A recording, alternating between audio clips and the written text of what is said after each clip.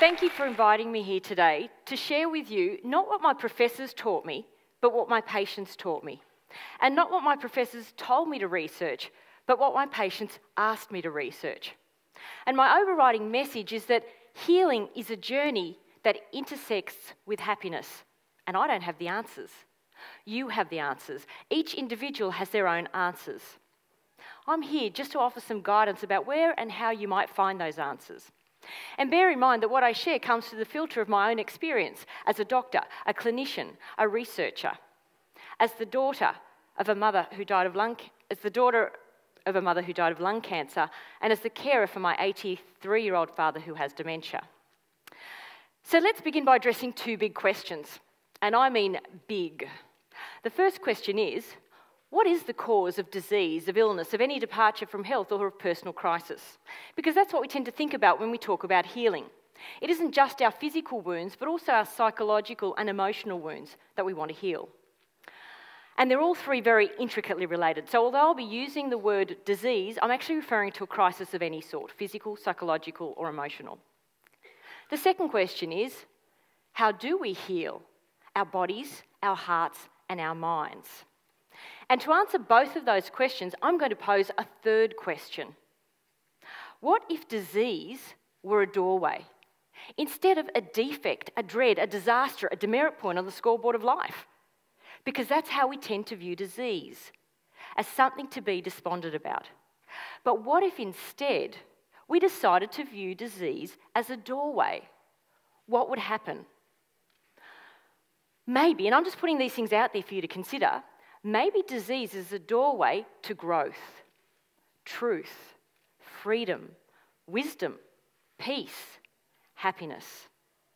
The bottom line is, when we walk through a doorway, we don't always know where it's going to lead. Stepping through the doorway requires trust. Trust in life itself. Trust that life wants to sustain life, that life is a constant movement towards growth and self-expression. So doorway could be a metaphor for disease, but it's not a definition. What is disease really? Well, since I'm a medical doctor, I have a very technical definition of disease, and that definition is that a disease or a personal crisis is something I didn't think I needed or wanted, and which is draining my energy or my life force. And because disease tends to impose physical limitations on us, for instance, it might stop us doing something we plan to do either in the short term or in the long term, we tend to view disease as a bad thing because it's getting in the way of my plans. But is it necessarily a bad thing, or is it just a natural part of life? Maybe disease is essential to life. Hands up who here has never in their life experienced any disease? No allergy, no broken bone, infection, cough, cold, sexually transmitted disease. No, that's too much information. Just hands up who's never been sick. I can't see a single hand. In fact, I can't see anything out there because of the light. But disease is universal. It's ubiquitous. Even plants and animals get sick. So if disease seems to be inevitable, why do we get so anxious about it? Disease and crises serve as doorways throughout our life journey. And it's entirely up to us, each individual, whether we choose to walk through the doorway into the unknown or close the doorway and stay on the side of the known and try to hold things together as they are or try to stay safe. Now, what do I actually mean by walking through the doorway into the unknown versus closing the doorway and staying on the side of the known? Walking through the doorway means working with our bodies, not against our bodies. It means working with life and not against life. Several years ago, I was catching a train in Portugal from Lisbon to Faro to do some healing on the Algarve coast. And this is actually the station where I caught the train.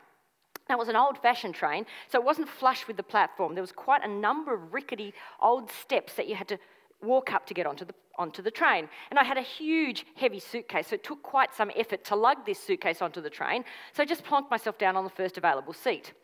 A few moments later, another passenger got on and politely informed me that I was sitting in their seat. Now, I hadn't even noticed that the seats on the tickets were numbered.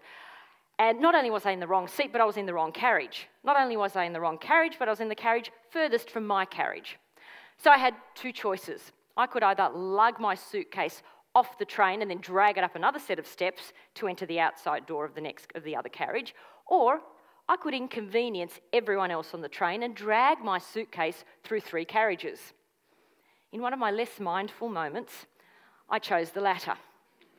And after crushing several toes and toys, I eventually got to the final carriage before mine. I went to open the door, and I couldn't open the door. The door was jammed. It was stuck. I pushed, I pulled, I kicked, I nearly screamed.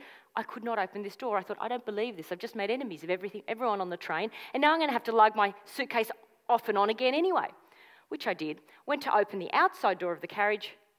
It too seemed to be locked. By this stage, the station master was blowing his whistle saying, get on the train, you're holding everyone up. So for the third time, I dragged this suitcase up another lot of steps. And I just stood in the carriage not knowing what to do. And a minute later, the actual conductor came on to check tickets, and I thought, well, that's good. He can open the door for me.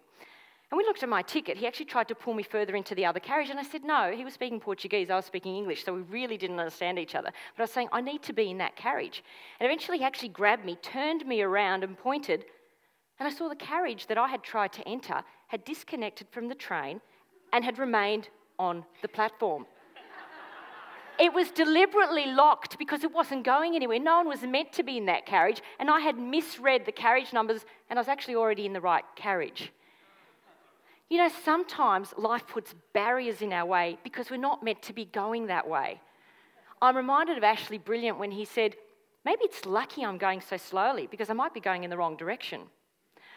Or the other phrase is, sometimes we stare so long at the door that has closed that we miss seeing the door that has opened. That was Alexander Graham Bell. So at this point, I just invite you to turn to the person sitting next to you and give them your best smile.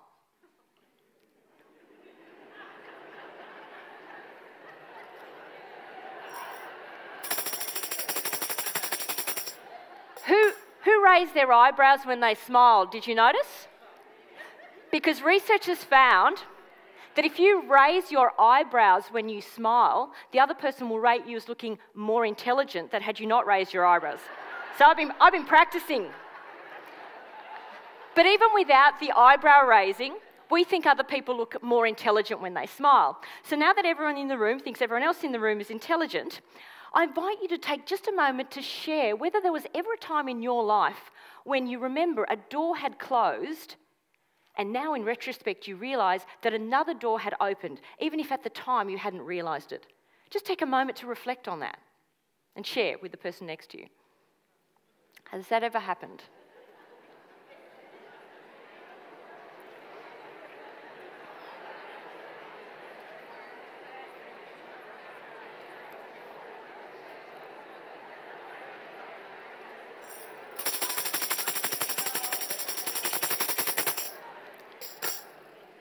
So I wanted you to think about the fact that disease is an invitation to look for the door that has opened, even just a crack, rather than dwell on the door that has closed. Charles Swindoll remarked that we're all faced with a series of great opportunities, brilliantly disguised as impossible situations. So disease is an opportunity for us to work in cooperation with life, rather than in conflict with life. And that actually entails us pausing when we encounter disease and asking, well, what now? Where to from here?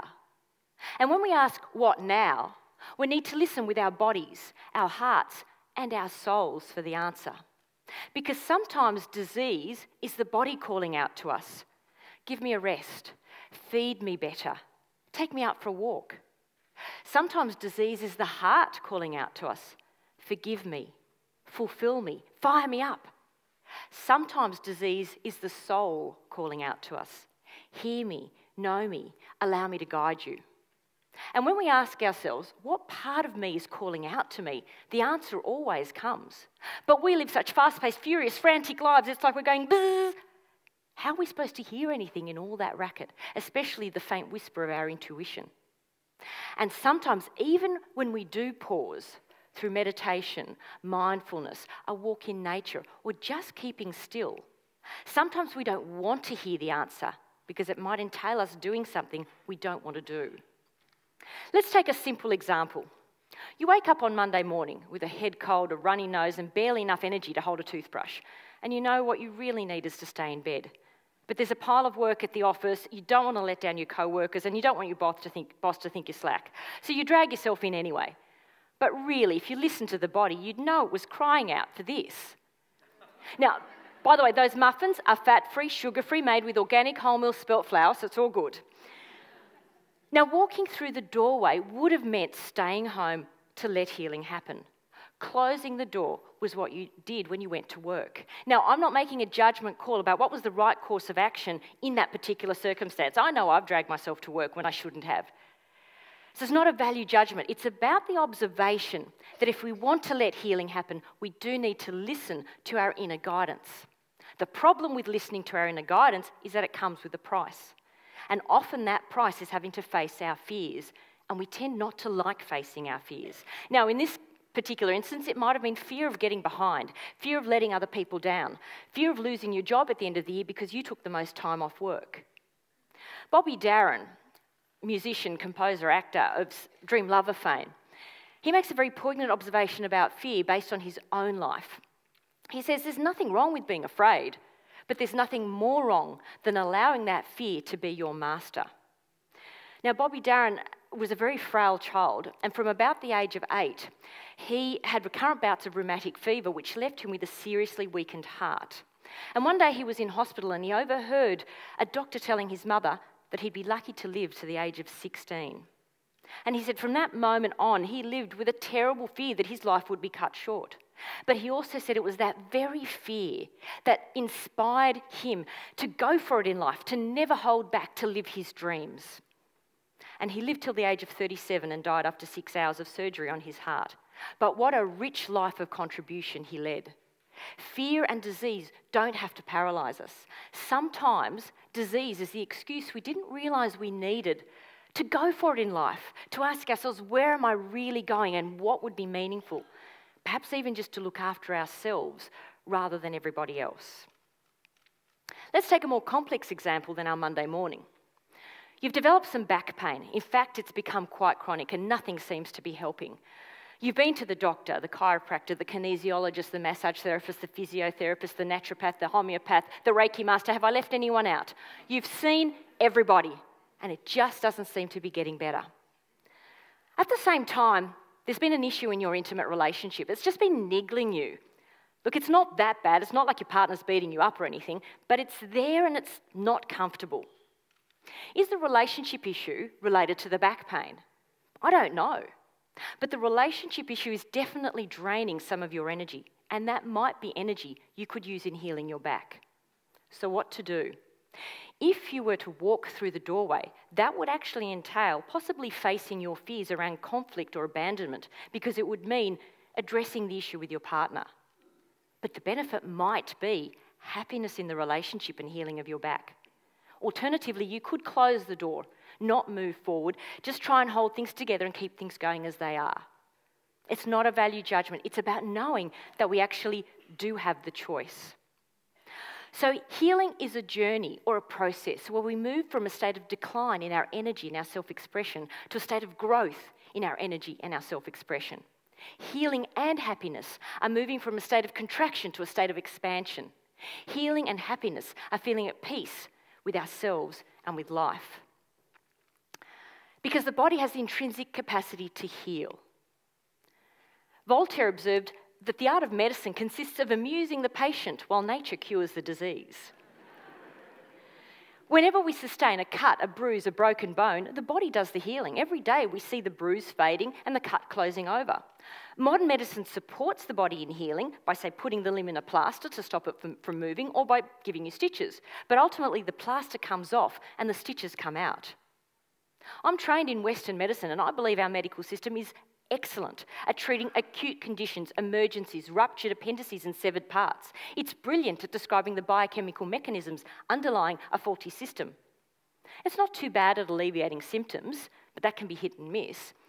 But the ultimate role of modern medicine is to keep us alive long enough to allow us the time to heal. Because modern medicine isn't about healing. It's about repairing. It's about fixing things that break or block or burn or burst or bleed. It's about restoring function to a malfunctioning part. Healing, on the other hand, is a journey of empowerment without attachment to a predetermined outcome. And that's what makes it scary. We don't always know where we're going to end up. But if we do let healing happen, the irony is that uncertainty enlivens us, and we end up in a far more amazing place than we ever imagined. So I invite you to look at healing, to view healing through a new paradigm, the paradigm of love, not war. Have you ever noticed that the language of modern medicine is actually the language of war? Modern medicine wants to fight the infection, kill the virus, eradicate the invaders, that's what we call bacteria, irradiate the tumour, cut out the cancer, defeat the disease and wage war on obesity. Meanwhile, patients talk about combating their illness, battling side effects, struggling with weight loss and whipping themselves into shape. Whipping never improved anyone's shape. What's wrong with this approach? Because this is major warfare we're talking. I believe everything's wrong with this approach, because in warfare, there is always casualties, whether the battle is won or lost. So the warfare approach always leaves us with collateral damage in our bodies. This contradicts what I learnt on day one of medical school, primum non nocere, first do no harm. The language of medicine has us regarding our bodies like a battleground. Whatever happened to treating the body like a temple? The language of medicine is giving us mixed messages. On the one hand, we're told, look after your body. And the next minute, we're fighting our body. This actually sets up a subconscious resistance to looking after ourselves, because in the end, we know we're going to be fighting ourselves. Our body doesn't like mixed messages. And whenever we hear the language of combat and war, we actually tense up and it sets off the stress response. Whenever we hear those kind of words, we actually breathe in a more shallow way. We breathe more rapidly. Our heart rate goes up. Our blood pressure goes up. We start producing cortisol. All of this is counter to health and healing. But whenever we hear the language of love, we relax and we actually produce endorphins, our own endogenous painkillers. What a tremendous difference it would make if we spoke in terms of love and support versus fighting and killing. In 2005, researchers from the Maryland School of Medicine in Baltimore published research where they looked at changes in blood flow in a group of ordinary people who were watching one of two films. The first was the war film, Saving Private Ryan. The second was the comedy, Kingpin. And what they found was that people who watched the war film had a 35% constriction in blood flow, causing strain on the heart. Those that were watching the comedy had a 22% increase in ease of flow, reducing strain on the heart. We have a profound physiological response to language and emotion. That was a difference of 55% in response to emotion and language, and that wasn't even real. When we experience it ourselves, it's so much more profound. As I said, I have nothing against modern medicine. It's life-saving. But we need to change the language. Let's start talking about strengthening our immune system, building up our blood cells, enabling our organs to do their job and supporting the body in healing. Rather than, don't worry, we'll kill the virus that's invaded your liver. How can I not worry when there's all this killing and fighting going on? And just another note on the language of medicine. You do realise that doctors are practising medicine. They're still only practising. I don't want anyone practising on my body. I want someone who knows what they're doing. So I invite you to look through the eyes of love. And my dad always looked at me through the eyes of love. I can remember when I first moved out of home to live with my boyfriend, things were not going well. And as you do, I rang home and I said, oh, he's treating really badly. And Dad picked up the phone. And I said, I want to come back home and live with you and Mum. And Dad said, if anyone's treating my little girl badly, they need to be punished. You're not coming back home. I'm sending your mother to go and live with the two of you.